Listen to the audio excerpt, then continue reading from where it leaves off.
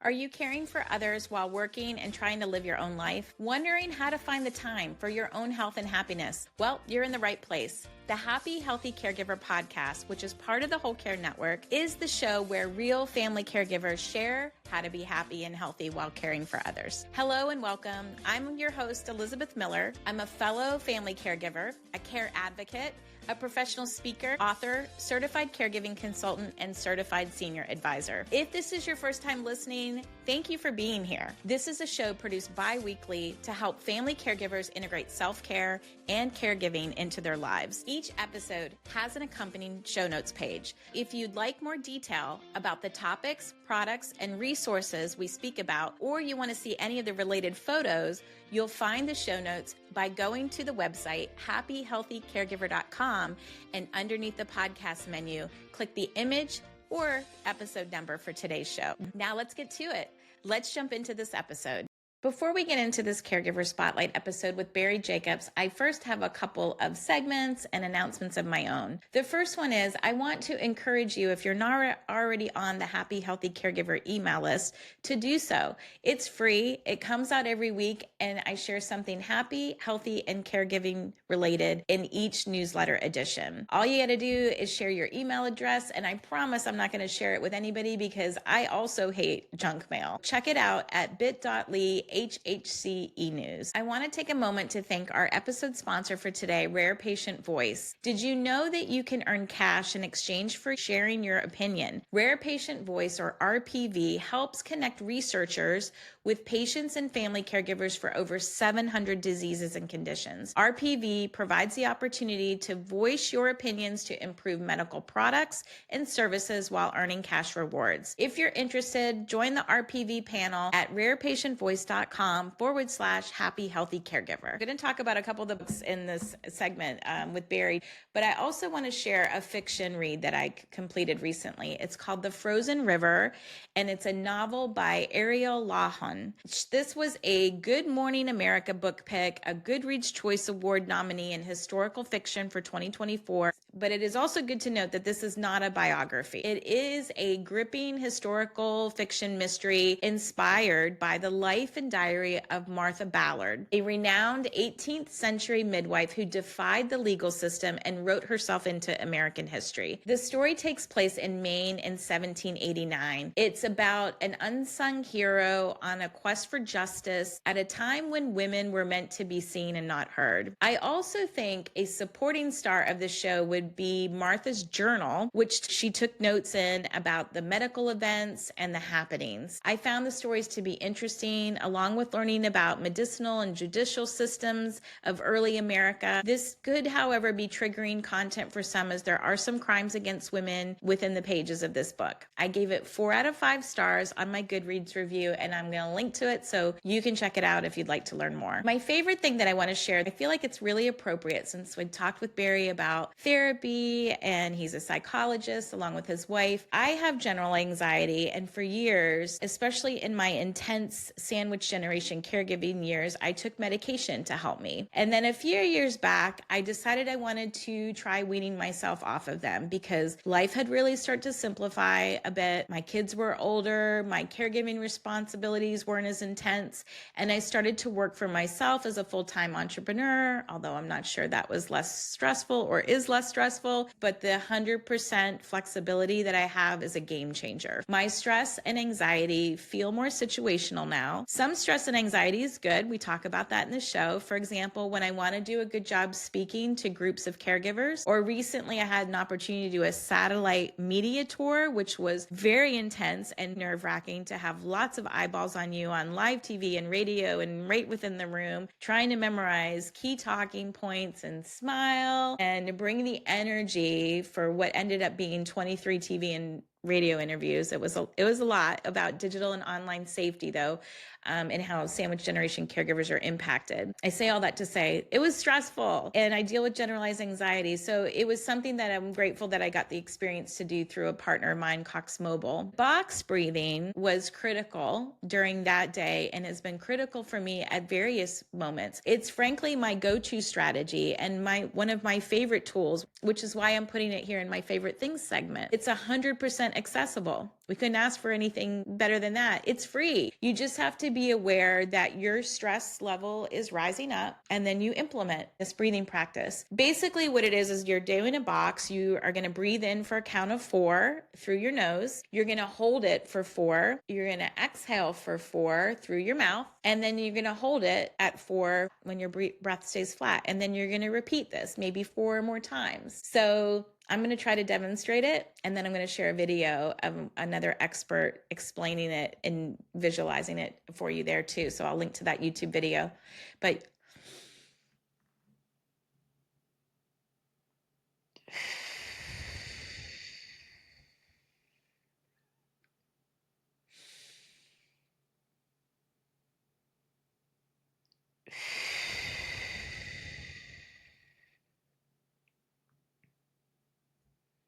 so now that we're all feeling a little bit calmer, we're going to head into today's show and meet our caregiver in the spotlight. Our guest is Barry Jacobs. He's a clinical psychologist and author based just outside of Philly who has a real heart for supporting family caregivers. And that passion is personal. Barry's caregiving journey started young when he was just 14. His dad was diagnosed with brain cancer and sadly passed away the following year. That experience shaped the direction of his life and career. Later, from 2010 to 2017, Barry stepped into the caregiving role again, this time for his stepfather, who had Alzheimer's, and his mom, who was living with vascular dementia. He truly understands the emotional roller coaster that comes with caregiving and has spent his career helping others navigate it with more support and less guilt. In this episode, we discuss 2 of his books, co-written with his wife, one on love and relationships after 50, and one focused on addressing common family caregiving questions. We delve deeper into the topics of guilt, family dynamics, and self-care. Barry has much personal and professional wisdom to share, especially when it comes to self-kindness, using more honey and less vinegar, balancing me time and we time, and spreading you got this confidence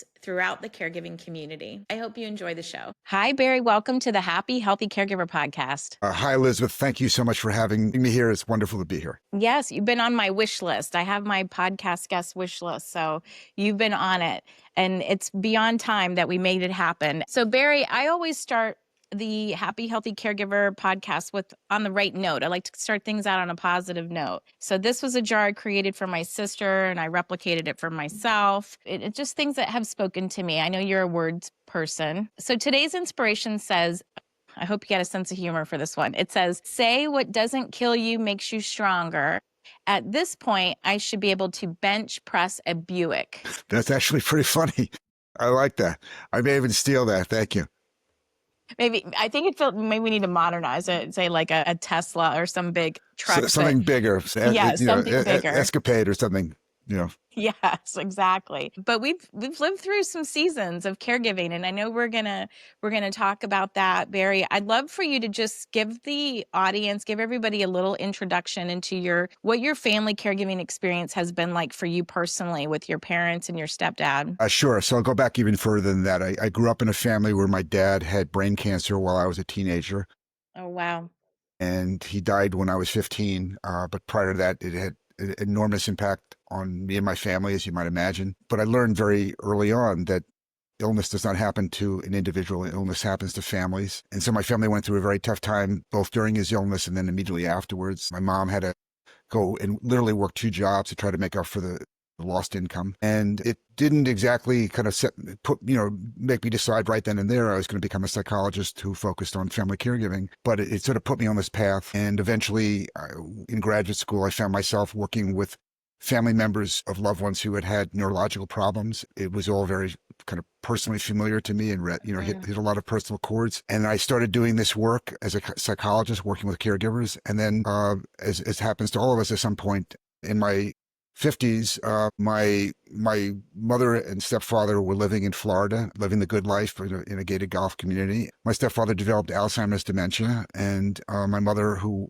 was physically frail, was taking care of him and really having a hard time. And so my wife and I moved them from Florida in 2010 up to an apartment a mile from our house in suburban Philadelphia. And then we got very involved in caring for them for the next 7 years.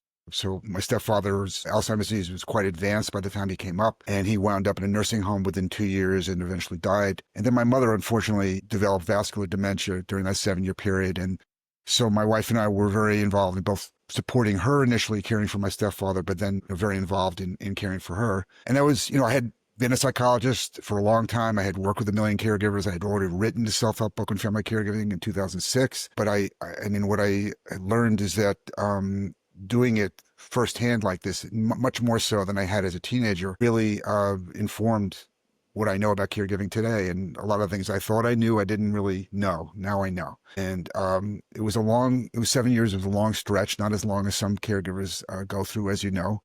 But it was long enough for me to realize just how really difficult it was. My mother was not an easy care receiver. She basically fought me tooth and nail. And she was a very proud woman who didn't want to receive help. And that made everything twice as hard. Even toward the end, when she was falling a lot and was not really safe to be alone, she didn't want home health aides coming into the house, and so it became extremely difficult. And I mean, in retrospect, my mom and I had a lot of conflict during the time I was providing care for her, and here it is, 8 years later, and I have a lot of regrets about that. I wish I had been able to understand her situation better and been more patient, but she did make it hard for me. So yeah. Well, I am not a psychologist. Let me just say that right now, Barry, and you've got the expertise in the caregiving thing, but we do that. We beat ourselves up about some of these things. And one of the things that has helped me is to say that we make the best decisions. We share the best information, based on what we know at that time. And it's like the woulda, shoulda, couldas could come back to haunt us, but giving ourselves a lot of grace there. And you've clearly had a lot of experience, both professionally and personally, and working with a lot of family caregivers. And I know that you've also had to financially care for yourself as well during that time. What was that like to juggle work and caregiving for you? I mean, it was hard. I've been in many respects, for the reasons that it's hard for everybody else. When I was at work, I was worrying about my mom. And when I was with my mom, I was worrying about work, right? It was very hard to compartmentalize the two. At the same time, my wife and I were raising 2 teenage children at that time. And I felt very torn between my parenting duties, my duties as a spouse, and my duties as a son. And I went a long time feeling like I wasn't doing a good job at any of that. My work, I worked as a psychologist, as a faculty member in a family medicine residency program in a primary care office, which was literally a mile from my mother's apartment. And that was both good and bad because, my mother would call me during the day while I was at work, and she would say my stepfather had fallen on the floor. And they didn't want to call the fire department again. And so could I come over and pick him up? And I would kind of check my watch, and if I had the time, I would dash out the door, jump in the car, drive over there, go up the elevator to the 9th floor, pick him up from the floor, put him on the couch, and then rush back to work. It was pretty crazy. And unfortunately, I had a wonderfully supportive boss, and it was a healthcare facility. People understood what caregiving is, and it made it much easier. But if I had a boss that was less understanding, I would have felt even more conflicted than I already did. Yeah, thank goodness for the bosses that have the empathy and the understanding and are aware of it, and like being close by to our loved ones. Like you said, it's a good and a bad thing sometimes. Like sometimes those geographical boundaries can be to our advantage, I think, when we're as a caregiver, and yet we want to be there and we want to keep helping them. You mentioned your mom was, didn't always see things the way that you'd see them. Mom was. That's putting it very politely. Yeah, everybody's different to care for. My mom was a very sweet woman. However, she would have like victim mentality, I would say. Like she had like her greatest hits album, I call it. And it's like I could see the tracks coming. It was the same playlist kind of over and over again. And, what are some ways that you mitigated that energy from her, that resistance? Like what worked for you? There were a number of strategies. The most successful one was I could ask my mom something and she would say no. But if I said to my wife, could you ask my mom for this? She would ask it. She would say yes to my wife. So, I mean, she had no qualms about saying no to me or at times being quite critical of me. And she was on her best behavior with my wife. And so that was always, nice. That was better. But I mean, what I really learned in dealing with her directly is that I couldn't rush her. I mean, she might have an 11 o'clock doctor's appointment that we absolutely had to make. But if it was 10:15 and she still wasn't ready and The more I rushed her, the more flustered she became. The more flustered she became, the slower she got. It just didn't pay. It was going to be what it Mm. was going to be, and I had to kind of lower some of my expectations. And then there were times when I really had to give her choices as much as possible. When she had choices and felt like she had greater control of the situation, she was much more likely to be cooperative. When I tried to get into a power struggle, I said, "You need a home health aide. I'm bringing one in on Saturdays for you when you're here alone." And my mother would dig her heels in and say, "Absolutely not. I won't stand for it. I'll fire them." Then I had to find another way of soft selling it to her. I appreciate you saying that because you clearly have kind of what I call built like a closet of different tools, and you try them on, like you try your clothes on, and it's like, oh, sometimes they fit, they look a little better than others, and but you kind of keep that in the thing and you try something else. And so much of caregiving, I feel like, is trial and error, and it's a lot. What were some of the resources, like during some of these intense times in your life, Barry? Where were some of the places that you were going for help and support? I mean, first and foremost, my wife. My wife is also a psychologist. We met in graduate school. I always say the best thing I got out of graduate school was meeting her. But I How mean, many years have y'all been married? we just celebrated our 35th wedding anniversary 3 weeks Oh, ago. congrats. Thank you. So, I mean, I could come home and I could talk with her and I can bellyache about my mom, but she could also, by the same token, say to me, you're out of line. She'll check you. You need to soften your approach. And I mean, it's that old expression, you get more bees with honey than vinegar. And that was certainly true with my mom. My mom and I had a long history, long before she ever developed dementia, of really employing a lot of vinegar in our relationships. So my wife understood that too. And so she was able to, to soften me, to get me to step back a little bit more and not be so intense about it. So that was a main strategy. I mean, I was also at an age at that point, I was in my 50s, and many of my friends were going through similar things with their parents. It just was the age. And so we could talk with one another. I mean, I also found, I mean, just as everyone else does, that the physical exercise was essential. The really taking time away from caregiving and not sort of doing it every day was really important. So long as I would put the right supports in place for my mom and stepfather, I could rest easy that they were going to be at least relatively well cared for. But initially, when they first moved up from Florida, that was very hard for me. I wanted to be there all the Yeah. time. I wanted to do everything. Gaining that distance, having that respite, doing the things that we all do for self-care, including talking with people who understand us, that worked for me. Yeah, I think a lot of us, and I know that was my situation as well. Like we go all in at first. Like after my dad passed away, it was like all in with my mom, and there comes a point where you're like, you can only put the things on the back burner, the other things for so long, including your own health and happiness, and it's going to come back and bite you. So clear to me that it wasn't sustainable. It sounds like you got to that point where like, okay, I can't keep doing this at this level. This is my life. Did you feel guilty? Did you feel guilty about doing some of the things for yourself? Very much so. I mean, I think that just again comes with the territory. But my kids, they were accustomed to having me around. I mean, they were teenagers. They didn't exactly want me intimately involved in their lives, but they wanted me available to them, to drive them to places and to do things for them when they wanted me. And suddenly I'm no longer as available. So I had tremendous guilt about that. My mother was very unhappy. I mean, not only did she not like living in an apartment after she had lived in a much bigger place, and not only did she not like having to care for her husband who had dementia, she didn't like getting older. She didn't like having difficulty walking. She didn't like having pain all the time.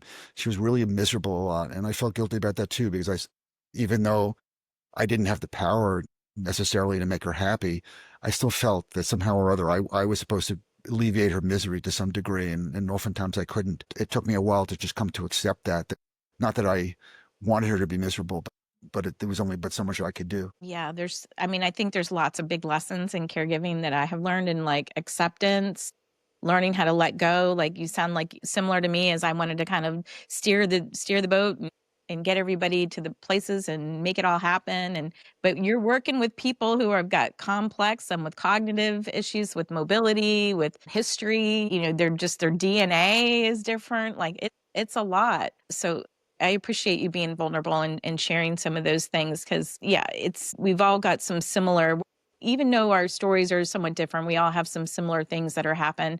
I know one of the caregiving tips that you shared with me, and you called it paradoxical. paradoxical. I can't even say the word, but you said even a tired and burned out family caregiver should devote time to mentoring newer caregivers. What's your thoughts behind that? Sounds like maybe you've got some caregiving thoughts into that, but also from your professional life, it sounds like it informs that as well. So, I mean, I've never found it very easy to tell a caregiver you need to kind of cut back. You need to, go out to lunch with friends. Most folks, they'll look at you and they'll think that you just don't get it. I mean, why would I listen to a word you're saying? You don't really understand all the things that I have to do. And so over time, I learned to really go in the opposite direction. Not to necessarily tell them you need to do more caregiving, you need to be here more, but to say, you have learned an enormous amount in the time that you've been doing this. I know other people who are just coming into this phase of their lives and are now learning how to be caregivers. Would you be interested in speaking with them? And so there was always a choice for them, but invariably they would do it, and they did it because it was, number one, a way of helping, and these were folks that were inherently helpers and they wanted to help, but two, because it made some positive meaning of their own Yeah. experiences as a caregiver. I mean, I think that's why I do what I do. I mean, because of my own caregiving experience. That's probably why you do what you do, Elizabeth. I mean, we have personal experiences. We want to do good with them in the world, and to give a caregiver that opportunity to mentor another caregiver is very gratifying for most of them. Is it more time and energy that they have to expend? Yeah, but most of them get back more than they give out in that regard. Yes, there is something about why so many of us live through a caregiving experience or are already in a caregiving experience. I mean, certainly, I'm sure you've started things. I've started projects and things where we've been in the midst of caregiving, and it's like, what are we doing? I had thought, so many times about quitting what I was doing and just let me just focus on my day job and my family and why am I doing this? But I do think it does inform what you went through. To your point, Barry, like if you can pull somebody up who's a little bit further back and kind of skip them a couple steps or give them a shortcut or a Smurf trail or way to get to something else, like we want to do that because it's like if we can save somebody that energy and make it a little bit easier for them. And they're usually very grateful, and Oh, their expressions of gratitude yeah. are really empowering for us. And to know that we know, we learn things, we know things, we want to make good with those things. And so, Yes. I mean, I do ask caregivers to actually do even a little bit more than what they're already doing. Yeah, it comes back and they feel good about it, I'm sure. Well, you have authored, I know you're a big writer, and writing has been very healing for me on my caregiving journey. And you're the author of 3 self-help books on family caregiving and 1 on relationships for those of us who are over 50 in this bucket. And while I'm going to link to all of your books in the show notes, I wanted to kind of focus our conversations because of the time that we have today on 2 books that I recently read. Those are these books that you shared with me. One is called Love and Meaning After 50, 10 Challenges to Great Relationships, How to Overcome Them. And the other one is your latest one, the AARP Caregiver Answer book that you actually co-wrote. Give her total kudos here with Julia, your wife, so who's a fellow psychologist. What's it like to be married to a fellow psychologist and be married and caregiving? Are you all just kind of unpacking things all the time over your dinners, or is it just like everybody else's life? I'm so curious. I mean, my wife has the ability to understand me, and I have the ability to understand her, and we can talk about things, and that's great.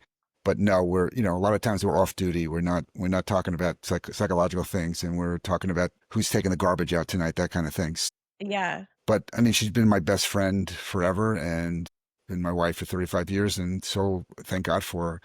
And the way we came to write books together is she had been a playwright and then a novelist, and I Oh, was a journalist before I became a psychologist. So we both had very strong interest in writing, which is one of the things that drew us together initially. Both of our kids went away to college, and we were empty nesters, and we were kind of looking at one another saying, "Man, now what do we do?" Because like a lot of us, we were a very child focused family, really mhm. devoted to what our kids wanted and needed. And so we decided to write together. People always say, well, how do you do that? I mean, don't you argue? And we don't. I mean, we managed to divvy up what we do, and then Yeah. we're very kind editors to one another. And there's certain things that she does well. She's more emotional. I mean, not that I'm not emotional, but she's a little bit better with the emotions, I should say, than I am. And I tend to be a little bit more in my head, and so I'm good with the research and some of the point making. She's good with creating the stories that help people relate to what's going on, whether we're talking about marriage or we're talking about caregiving. Yeah, it's a good, effective partnership. And, I appreciated just kind of diving into this book first, the 10 most common challenges. So just to rattle them off in case people are like, what are they? The empty nest, extended family, finances, infidelity, retirement, downsizing or relocation, sex, health concerns, caregiving, and loss of a loved one. So I know I checked a couple of these off. I've been married 29 years. Yep, married my prom date. I was going to say you must have gotten married at age 10 or so. Was 24 years old. Yeah, All he was right. 20, 25. We were young. I think like my kids are now 25 and 23 and I'm like, we were getting married, but we kind of felt like we were just at that point. We dated for, 8 or 9 years on and off through college. So, I certainly identified with the empty nest as you talked about, and the finances I think is definitely one as we kind of more approach our retirement years, and both my husband and I are in a different position now where we're both full-time entrepreneurs. So our financial picture is very different than what it looked like when we were, raising kids and had kind of more of some protective things in place and insurance and all that. And we've experienced the loss of the loved ones. We certainly have had our caregiving seasons. And so did you have, Barry, a favorite? It kind of seems weird to put those words together, but a favorite challenge? Or was there one of the 10 challenges that was more challenging for you to write about? I mean, I think they were all challenging in various sort of at various times. I mean, certainly the empty nest was a really big deal. I mean, I kind of mourned our children leaving. Initially we just sort of filled the vacuum of time that we would have spent with them with working harder, and that really wasn't what either of us wanted to do. And then we had to figure Yeah. out other ways of living, and we had to kind of think about what the next phase of our lives was and be very intentional about it. And some of that meant, do we want to continue living where we're living? And the answer is thus far is yes. Did we want to continue working as hard as we've been working? And we've made some changes over the years, but there's also just what is most important to us. What are our or our values? I mean, is do we want to travel? Do we want to be close to family? What is most important? So to actually sit down and have those conversations, because I think prior to that, like most of us, we're just kind of caught up in family life and kind of rolling right along. And so the empty nest is this kind of full stop time where, yes, you still got to pay the rent and mow the lawn, but you also have to really think about what do we want to do the next 10 years, 20 years. I mean, where do we want to spend the last part of our lives? Not that we've come up with definitive answers and all those things, but the conversation's on the table and we can come back to it. So that took a little pivot to think in Yeah. those terms. I mean, my son's been out of college. He's the youngest a year. So we are full blown empty nesters now. And it has been such an interesting thing where it's like, you're grateful they're off your payroll. That's amazing. Like, I'm like, we felt like we got a raise. I don't miss the question, what's for dinner? It's much easier for my husband and I to decide like what it is for dinner. I miss them in my daily, in our daily lives, but I also feel really grateful that we've got kids that are living on their own successfully. And it's like, okay, well, I don't know exactly what we did, but we got lucky and maybe we did a couple things right. So that's exciting. But I do think, we had to kind of go through some conscious changes too. It's like the work situation you're talking about. I know we've talked about where to live. At one point we put a bid on a place right before COVID to downsize, and that kind of didn't happen. And maybe in retrospect, that was a good thing at that time. And sometimes I have these conversations with my husband and he's like, yeah, I'm thinking maybe we go down and live at the Battery, which is where the Braves play. And I said, well, where are our dogs going to go to the bathroom? And it sounds like it's going to be really loud. Like we're not on the same page on some of these things. I'm like, well, I got all my friends and my book club, and then finding things that we wanted, could do together, I think was a big intention. Like when you say we had to be intentional about it. So we joined a pickleball league together with other couples. We've made other friends there. He talked me into doing a cornhole league, like throwing bags this summer, which I think I got 2 in the whole time. I mean, I'm not good. Congrats. That's Yes. great. You're getting better. Yeah, and we do our separate things too. It's like, but I think we can tend to be like, he's working hard. We're both kind of grinders when it comes to work. And so he's working hard, I'm working hard. And so we have these times where we know we can kind of come back together, which I think is key. I really appreciate, Barry, how you and your wife laid out the book where, you talk because I don't want to just hear about the problems, right? Like, okay, yeah, this is a challenge. No, you've given really actionable ways that people can have dialogue around these topics. They can take self-assessments individually for each of the topic. You give tips and follow-up exercises. So it's one of those books, I think, where people can look and say, like, I'm struggling on this and go back and do it. You know, in full honesty, I was prepping for this, but I'm going to take some more time on some of these chapters with my husband and like let's put some of these things, because to your point, like we're just going like full speed ahead. So what kind of feedback are you getting from this book? So this book came out in 2020. We've gotten generally good feedback. I mean, I will tell you that it hasn't been um, we haven't gotten as much feedback on this as we have with caregiving. I mean, Okay. caregiving is very salient. A lot of times people don't think about marriage in this way. They don't think about, okay, I'm entering this new phase. Caregiving is a crisis that suddenly lands on their door and they have to think about it. But I think it's a good point. There is a we, caregiving chapter, we'll say that. yes, there is. But there are, I mean, the feedback we've gotten from folks has been very, very positive that it really just reminded them, as you say, that they have to think about kind of who we are and who are we together as a couple and how are we going to divvy our time up between the we time and me time and just what does life mean for us now? Where do we want to go? And then in the context of the greater family, dealing with caregiving issues, dealing with loss of loved ones. Mm, So it helps people reflect on this part of their lives. A lot of times people don't like to reflect on the idea that they're getting older. And what I mean by getting older is, over 50 is not old in this day and age, but people don't really like to think about themselves as getting older in any respect at any time. And yet it really is a time of life where we should be a little bit more self-reflective. yeah, and then I think the more proactive we can be about some of these conversations, like, you know, we understand what the options are. We're making sure we're aligned on the same page. We're using our time wisely, you know, the second act type of thing. So interesting. So I definitely going to put this one in the show notes. And then the second one that I checked out was the AARP Caregiver Answer book that you co-wrote again with your wife. You know, what was the process of getting the questions for this? How did that happen? So Julie and I have been fielding these types of questions from clients. Both of us have psychotherapy clients that are caregivers, many of them, hundreds of them.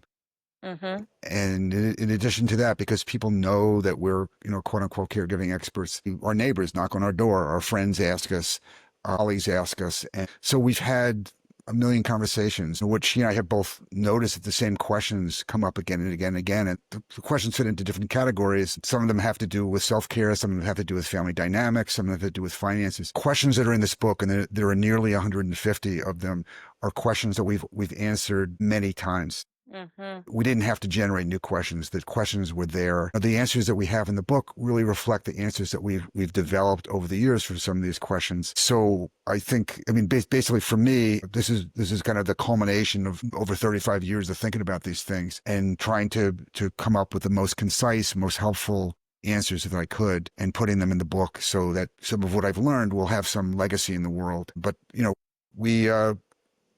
we both found that we would not always have the same answer to the same questions, and then we would have to have conversations about how we should shape this particular answer to cover Yeah. different possibilities. I think the benefit too of having two people co-write this book, Barry, you and your wife, and you mentioned how you're different, is that there's not always sometimes one answer to these questions. Like you have to try on. It's situational. Well, you could say this or you could say that. And so you give examples in there of the different verbiage that people could actually use and try on, depending on situation. Like, well, if you say this, it might go this way. And it's super well organized. You talk about different types of caregivers, whether they're a partner, a parent, or a person with cognitive impairment, if they're living from a distance and, living in a senior community, or they're at home caregivers. So different situations kind of require that context, I think, which you cover. And then around the emotions around it and even the high costs of caregiving. So, there were a couple sections I thought maybe we could dive into if you're open to it. Absolutely. Okay. So I'm a happy, healthy caregiver. I'm not, but that's what our beacon that we're going to is happy, healthy caregiving. So taking care of yourself too was very interested in what I had to say there. And so there, you talk about The fear of judgment. I love this part. And in my book, it's on page 39. But, the question was, I think my family members will view me as a bad caregiver if I take time for myself. Is this all in my head, or are they really judging me? And I appreciated how you weren't like, oh yeah, no, they're not judging you. You're like, no, they probably are judging you. Like, it's very, There's no I love probably that. about it. They're judging you. People are judging you, and Yeah. but they're not in your shoes. And at some point, like, again, let's like get to this. You didn't say, they're not going to judge you. You write it and you say, you talk then about the three biggest barriers to self-care are time, guilt, and fear of judgment. And, just taking the one of them, and I think we did talk about this a little bit, but like the guilt is something that I think no matter what your caregiving situation, you're going to feel guilty about this. So how do we combat the feelings of guilt? Like, what are some of these things that we could potentially try on there? So one of the things we talk about in the book is using some methods from cognitive behavioral therapy to combat guilt. So cognitive behavioral therapy is a type of psychotherapy.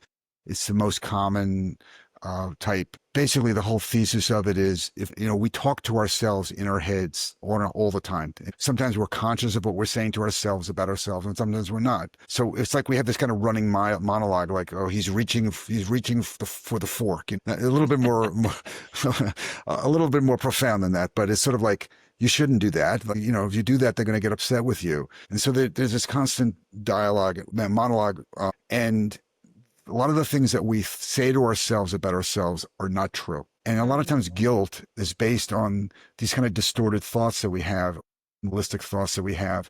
So the whole basis of cognitive behavioral therapy is, if we can kind of get some of those subconscious thoughts on the table, we can really examine them better and see, is it really true that they think I'm going to be a terrible caregiver if I take a night a week to go to a movie? I mean, is that going to mean that they're going to, think I'm a horrible person and I should go to hell and all that? No, the fact is that if we go to that person and we talk with them, we may find out that in fact they think it's a wonderful thing that we're doing this, because we're replenishing ourselves, and they have a very positive judgment about what we're doing rather than a negative one. But it's through dispelling some of those unrealistic ideas that we have that we then assuage some of the guilt that we have. Yeah. The other thing is this idea that somehow, here's an idea that I always like to dispel with caregivers, and that is, how could you make me stop being guilty? And I always say to them, I'm not going to help you stop being guilty, because you're not going to stop being guilty, right? So, as you pointed out earlier, a lot of it is acceptance. I mean, you're always going to want to do a better job than maybe you're doing at a given time, or maybe you're capable of doing. Right. You're always going to want to save your loved one from whatever pain they're having, whatever unhappiness they're experiencing. And if you can't do that, you're going to have feelings about it, because you're a feeling human being, and that's going to induce guilt. And that's just the way it is. The idea here is we want to minimize the guilt and not allow it to dominate the way you feel about yourself or the choices that you're making. Yeah. Not let it happen where you're like, that's setting you down on this road of burnout, which is then going to ripple into so many other bigger things. Yeah. Well said. I always say, like, in my presentations, there's nothing I can say that's not going to make you feel guilty, because it's just a core thing. And not all guilt is bad. It is like, sometimes we feel it because it's our inner conscious wanting us to do the right thing in certain situations. But I think the acceptance, is a big part of that, where, looking in the mirror at night, we're not humanly possible to do all of the things that are being asked us to do. So it's like, if you can look in the mirror at night and say, gosh darn it, I gave it my all today, and I checked off these couple things, and give yourself more grace. So I love to kind of do the flip of the guilt with the grace. The other part of the book that I leaned into is, I'm currently a support caregiver for my brother, Tom. He's neurodivergent. He's a little older than me. He lives on the autism spectrum, and he's got an intellectual and developmental disability. So with both of our parents deceased in my family, I'm one of 6 kids. Tom needs care, and then there's me. So coordinating and collaborating with my siblings and my other relatives is a must when it comes to my brother Tom. And so that's been very timely for me, and appreciated, a lot of the verbiage and things in here. And in this particular section, you had a say this, not that, to siblings about caregiving, which was so good. It was like certain things like, say this, I understand you're busy. What would be possible for you to do for mom given your schedule? Or in my case, Tom, given your schedule. don't say, or not that, I'm doing everything. You need to step up and be here every week. So a lot of these phrases, I think, were putting people on the defensive. Like nobody can take away the way that we feel is kind of how I've interpreted. Like my feelings are valid. My feelings are valid if I put it in the I language versus the you're doing this type of thing. Another thing it says, it's not just about helping Tom. It's about your relationship with me. So saying that instead of I don't care if you and Tom never get along, things like that. Another one is please help me understand your thoughts about helping mom. Tell me more. It's helping Tom. How dare you skirt your responsibilities to your mother? So like we can clearly kind of hear them, I think, but catching ourselves. And I think one of the things, Barry, that like right now for us is we're entertaining my brother living in a community of people living with disabilities so that he has a good schedule, friends, social things, but we're not necessarily on all the same page, and we don't always necessarily present it in the same way with him. So when you're dealing with a team of caregivers, like it's interesting to kind of everybody kind of coming out together. And I appreciated in that chapter how you talk about the family meeting. I know that has been things where like certain things we are off the table as when it comes to texting. Like, nope, we're going to get on the phone and talk about this because so much has been contrived, I think, in a negative way through the written words in a text versus like, let's just get on the call and kind of all hash this out. Something really big and important, like where my brother's going to live potentially for the rest of his life. Like, we got to kind of, get the questions narrowed down and figure out who's doing what. I'm sure you've heard a lot about family dynamics in your years as a psychologist. So big topic. Anything you want to add to this?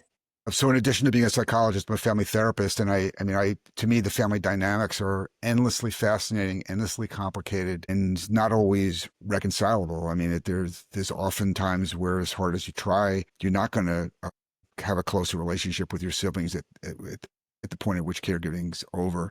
What I always say to folks is that the way you treat one another during this very difficult time, and that how you talk with one another, how you make choices together, how you respect one another's ideas, that is going to affect your relationship forever after. And because people remember exactly what was said and how it was said. And so it's all about using honey, not vinegar. It's all about being respectful of the fact that some of your siblings are adults and very smart people and have expertise in their own right, even if it's different than yours. Figuring out a way to help family be more cohesive at the end of the day rather than less cohesive. Yeah. I mean, going back to my earliest family caregiving experience when my dad had brain cancer, I mean, one of the other lessons I learned was just how illness and the way caregiving is handled can just tear families apart. My mother and my father's mother fought like crazy through my father's illness, and then after he died, they then did not speak again for 19 years until the day of my wedding, when they saw each other at my wedding ceremony. That was very painful for me, because I loved my mother, and as difficult as she could be, and I loved my grandmother as difficult as she could be, but it made the loss of my dad all the more difficult to see family members not talking with one another afterwards. Mm-hmm. I don't want other family members to go through that. As much as possible. And I say this to them, I want you to have, even if you agree to disagree, that's so much better than ripping into one another and then, saying I'm never going to deal with and talk with you again, which unfortunately in my work, I hear people say all the time. I heard people say that last week. I'm not ever going to have a relationship with my brother again after all this is over. I mean, that to me is tragic, and I don't want that for anyone. Yeah. Yeah. What a interesting, wedding experience you had to bring your family together. And similar thing with my husband and I, actually, where his mother-in-law, my mother-in-law, and her mother, that was the first time they had come together, and it was a big deal. So I probably have shared this on the show before, but I was raised Catholic. My husband was raised in a Jewish household. It was a big deal for us to kind of get married with those different religions, and for his grandmother to come to that event, and she ended up having a ball, by the way. So, and passed away not soon after that. So it can be very powerful to kind of to see that changes. But you talk about in the book the values, the family history, the current circumstances, like how all that kind of plays into things. And then, the part that I sometimes struggle with folks too is, as a coach in the little bit of coaching that I do, is that What do you say to the solo caregiver? And they're like, "Oh, it must be nice. You got all this help with your family, and it sounds like you have this great family." I almost feel like I need to apologize for having like a nice family. What I have the things that I share with the solo caregiver, but somebody who feels like they're doing it all alone, like what is your answer for that situation? Well, I say that there are advantages and disadvantages to every type of caregiving. So for the solo caregiver, the advantage is you're not fighting with your siblings. You get to be the primary caregiver. You get to be the prime decision maker. Obviously, the downside is you don't have the helping hands to pitch in. And so you really have to be very resourceful and use what other resources exist within the community, often professional resources or church congregants or neighbors, but you've got to cobble together a caregiving team, even if they're not blood relations. Exactly. Your family, your community, your neighbors. It really, honestly, Barry, like I'm going to keep this book close by so that when I start to stumble over some of these questions that I get, and I'm like, oh my gosh, what do I tell this person? Like, what can I advice other than like you should go talk to Barry Jacobs? Do you guys still practice? You and your wife? Are you still Yeah, practicing or merely writing full time? no, we are still writing and we are both still practicing. We have both in-person practice in suburban Philadelphia and virtual practices. Okay. For any state or just mostly Pennsylvania? No, with our psychology licenses, we can practice, I think, in 41 states. So Oh, wow. most states, Amazing. yeah, it's great. Well, y'all would be lucky to get on Barry's calendar for sure. We're going to link to both of these books. I'm going to put them on I have an Amazon shop for Happy Healthy Caregiver on my bookshelf. We'll get them on there so people get those resources. And I want to kind of switch to self-care. Like what does your self-care look like today? Like what are you doing to just keep yourself happy, keep yourself healthy, mentally, physically, all of it? I mean, so I'm 67 now, and I played basketball until I was age 60. And at that point, I was like the broken down old man on the basketball court, and 25-year-old guys were picking me up all the time. I figured it was probably time to stop this. Athletics was always my self care main methodology, but I do other things physically. And then honestly, writing has been one of the great joys of my life. I mean, I love the process of sitting down and getting completely immersed in crafting sentences and paragraphs. And so that's very important. And then I'm a big nature lover. To be out, whether I'm birding or whether I'm, doing tree identification, it makes a huge difference. And we live in a lovely college town called Swarthmore, where Swarthmore College is 2 blocks away, and the campus is in Arboretum. And I mean, we have just walking and noticing and watching the seasons go by. It makes a huge difference for us. Nice. Do you and your wife do some things together, both of you? I mean, we do a lot of walking together and we do writing together. She has her activities. She has her book club. That's healthy. Writing group and other things, and I have mine. But we had that again. We had that me time and we time, and the we time is makes a huge difference to both of us. I love the way that me time and we time. When you said that, that reminded me of like asked my husband for golf clubs for my birthday, and his face was like, "Wait a second, are you infringing on my stuff now, my me time stuff?" And I was like, "Oh no, you can still do your friend thing, but like maybe we just play 9 holes with a couple, every now and then." So interesting. Well, I want to ask you a couple questions from my journal. It's called the Just for You Daily Self-Care Journal. There are no wrong answers in this. Okay. So have fun with it. What is most meaningful to you now? That's the question. What's most meaningful to you now? I would say more so than ever, family. Our first granddaughter was born 8.5 weeks ago. And 8.5 weeks ago. so Oh, she is tiny and she's amazing and she's waking up to the world, and it's just incredible to seeing our adult children out in the world doing good things, having good relationships. I mean, that's all. I think that's probably what's most meaningful to me now. And love then that. in terms of work, I mean, caregiving has been a sense of mission that I've had stemming from my adolescence. And I mean, I still get very choked up sitting with caregivers, listening to their stories, and, feeling like I'm accompanying them through one of the most important life passages that they You're can getting go me through. choked up, Barry. Like I leak every podcast episode, I think, and I'm like, am I okay? Like, is this okay? But I think it just means we're empathetic people, right? Like, I don't need to like worry too much about it. I'm not So worried about you, Elizabeth, if that's what you're concerned about. But this is really important work. This is the world needs more folks caring for others, and it needs more folks caring for the caregivers. well said. Well said. Do you have any secret truths about happiness? What is your secret truth about happiness? I mean, this is not a secret, but most of us are our own worst enemies. We're way too hard on one another. I shouldn't say one another. We should way too hard on ourselves. Okay. And we are, I mean, just practicing self-kindness it sounds so simple, and yet it so really is very challenging. I mean, we're always raised to strive for more, to accomplish more. We're incredibly aware of the things that we're not getting done, and the procrastinating that we're doing, the ways we're coming up short. We have to really just pat ourselves in the back much more than we do. And that to me is the key to my happiness anyway. Yeah. Do you think, I mean, you've had a practice, before social media and after social media and all of that.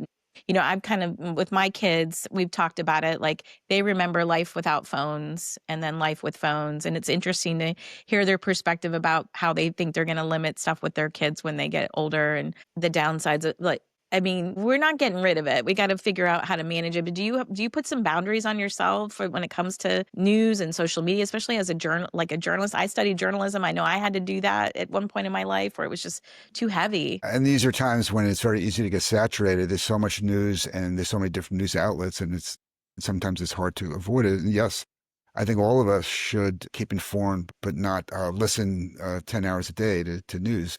I don't think we should do anything 10 hours a day. It's just too much. Yeah. So, and there's so much research coming out now about how the time and attention we spend in social media or just technology is time apart from our relationships with other people, in-person relationships, and our time with ourselves. And I don't think those are positive developments. And I think this really, now the pendulum is beginning to swing back, and people are realizing, we went really far down this path, and maybe we need to step it back a little bit and really reprioritize not being on our phones and not being in communication with people thousands of miles away, but really turn toward the people in our own lives here and now. Yeah, I agree with you. I do think that pendulum switching. Okay, fun question to we can leave on here is that when was the last time you couldn't sleep because you were so excited about something? I would, and I mean, I would say excited and also nervous about the birth of our granddaughter, who was about a week late.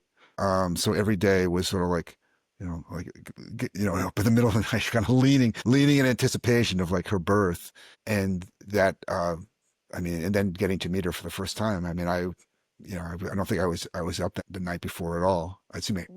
I was up the entire night before, because there's this new being. An opportunity to meet a new, fresh-eyed being coming into the world, and seeing the world through her eyes one day.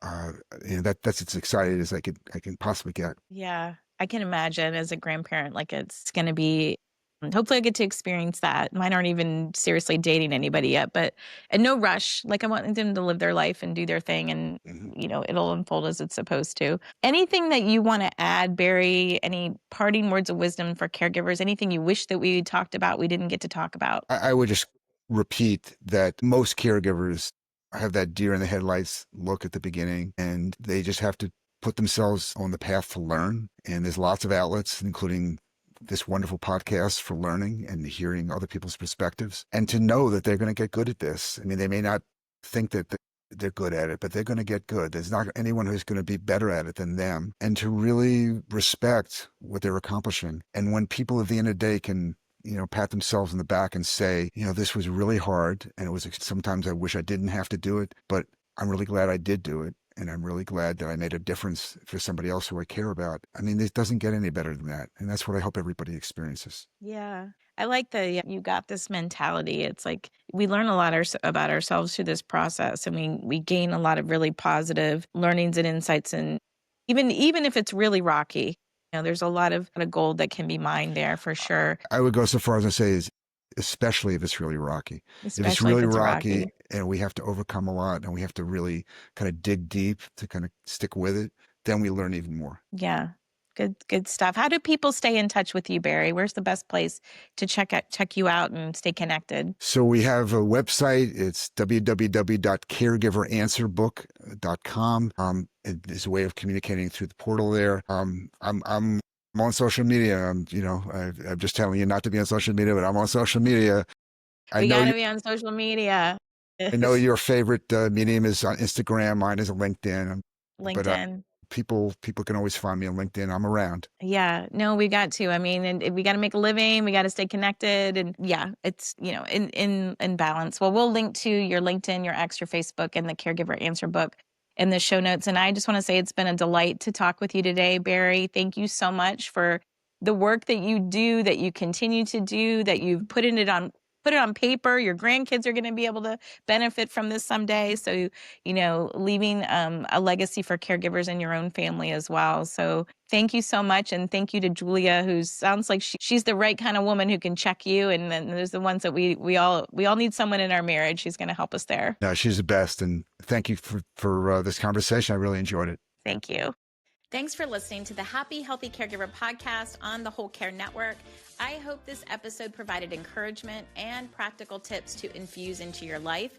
You'll find the show notes and all the resources mentioned at happyhealthycaregiver.com. I also invite you to check out previous episodes of the podcast that you may have missed. If you enjoy the show, be sure to subscribe so you never miss an episode. Ratings and reviews also help others discover the podcast, and sharing with a fellow caregiver is a great way to spread support. Stay connected with me between the episodes by following Happy Healthy Caregiver on your favorite social media platforms, and subscribe to the weekly newsletter where every week I share something happy, healthy, and care related. Just visit happyhealthycaregiver.com to join. Until our next episode, I'm Elizabeth Miller with a reminder to take care of you.